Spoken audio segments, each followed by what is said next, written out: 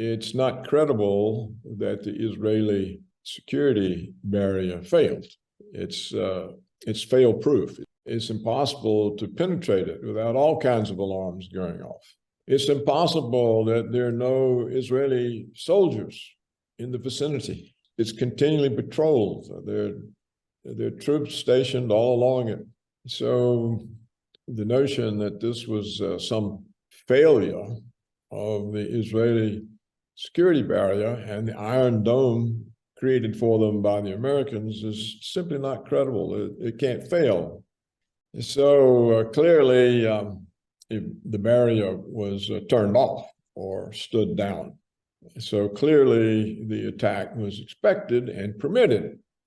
And we don't really even know if Hamas was infiltrated with Israeli agents, which of course it is, and whether these agents worked Hamas up into the attack. But the question that we face is, why would Netanyahu want Hamas to kill hundreds of Israelis?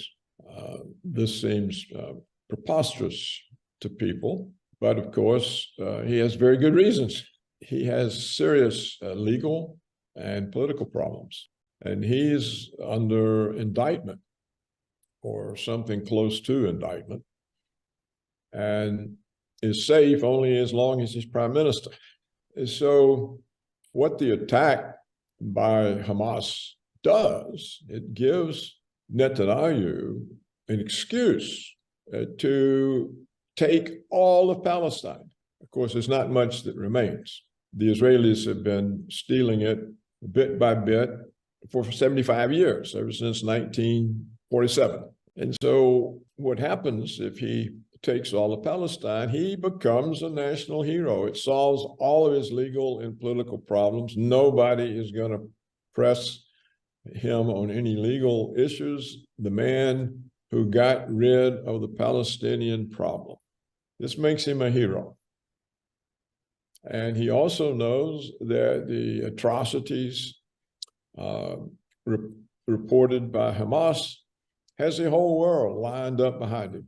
You know, all of Europe, all of the United States, they're all for him. So he knows there'll be no opposition if he confiscates the rest of Palestine. You see, the world, the European, the American European world, the Western world is so much behind him that the French and the Germans have banned any demonstrations in favor of Palestine.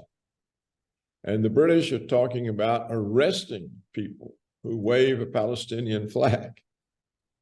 In the United States, both political parties are urging Israel on to the destruction of Hamas. So he has a green light.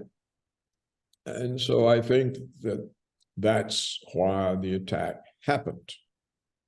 It was permitted because it serves Netanyahu's purpose, clears him of legal and political problems.